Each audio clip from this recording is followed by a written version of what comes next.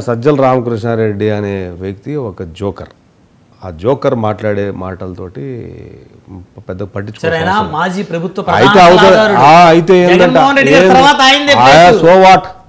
సోవాట్ ఆయన హెచ్చరిస్తున్నారంటే జగన్ గారు హెచ్చరిస్తున్నట్టే. జగన్కే దిక్కులేదు నేనంటుంటే జగన్ హెచ్చరిస్తున్నట్టేంది మళ్ళీ ప్రత్యేకంగా జగన్కే దిక్కులే. జగన్ చుట్టూ ఉన్న మనుషులంతా నేరాల్లో కూరకపోయారు. They becoming a criminals. They involved in the scams. వాళ్ళు స్కాములు ఇరుక్కున్న వ్యక్తులండి వాళ్ళు. They are scammers. ప్రభుత్వ సొమ్మును ప్రజల సొమ్మును లూటు చేసినారు. ప్రభుత్వ సొమ్ము దోచుకొని ప్రజల ఆరోగ్యాలతో ఆడుకున్న మనుషులు. శాండు, మైను, ల్యాండు, లిక్కరు అనేది ఇది కాదు అది కాదని తప్ప గాలి తప్ప మీతో అన్నిటితో వ్యాపారం చేసిన వాళ్ళు.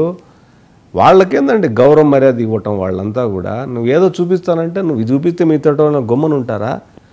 నేను గమ్మునుంటారా? నువ్వు నేరస్తులను అరెస్ట్ చేసి చూసిన దొంగ కేసులు ఊరికే పడతారా? కాకాని గోవర్ధన్ చాలా సచ్చీలుడు. ఆడ మొత్తం ఆ